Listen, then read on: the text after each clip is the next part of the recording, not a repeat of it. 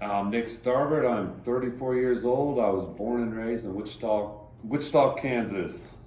20 years of addiction, and I was an IV user. Heroin, meth, and Xanny was my cocktail, And for 20 years, I pretty much ran from myself through multiple states. And I found that out just about 7 months ago that you can't run from your problems. I found the Phoenix gyms. I was homeless, broke down, had no clothes, had nothing except a backpack that was empty that I thought I had to protect my life with, even though there was nothing worth the thing.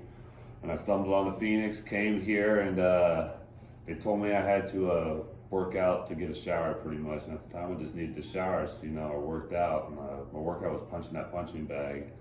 I did that for about 2 months probably, man. Every day I was in here, literally every day. I'd start here and I'd go to my meetings, I'd come back. So like I said, I was homeless at the time, and when I actually got here, I didn't know how much anger I really had built up in me, but the way it just found out after a while, once that mess psychosis went away, it was just unconditional love, what they really given me. And it was really I wanted to feel safe. I was on the streets a lot of my life, I was always running.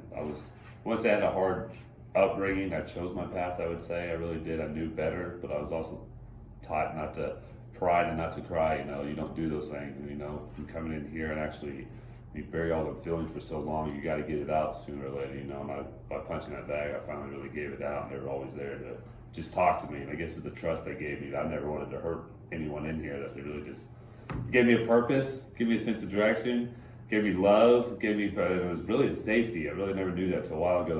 When I walked in here, I felt safe. Literally, I didn't care what was going out no more. When I walked in here, I felt very safe, and they were, I didn't want to talk to no one. They didn't push that on me, they really didn't. They let me come in and work out. They left me alone.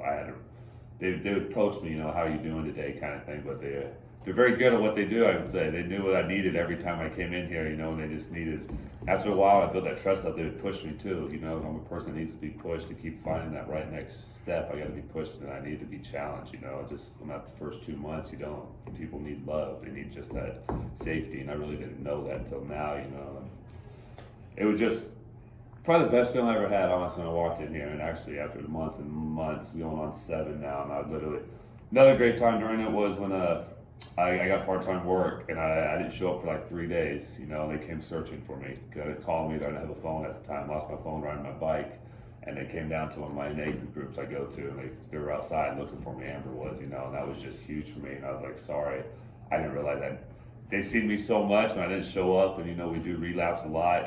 Just the care that they actually genuinely care about that person that they just barely know for 2 months, but after putting that time in, that they would go out and look for me. And I finally realized I probably need to call them because and Check in. and check in. It's messed up, you know what I mean, to leave someone hanging like that, and they actually cared, So I just started calling them. Like I said, I would do anything for them.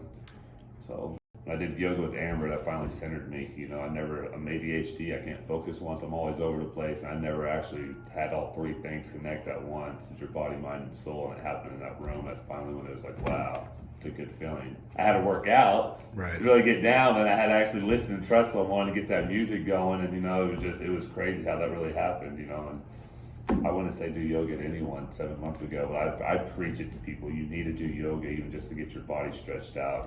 So I picked to go to college right now through helping with that. So I held off on the certificate thing because that's just something I lost my scholarship when I was younger.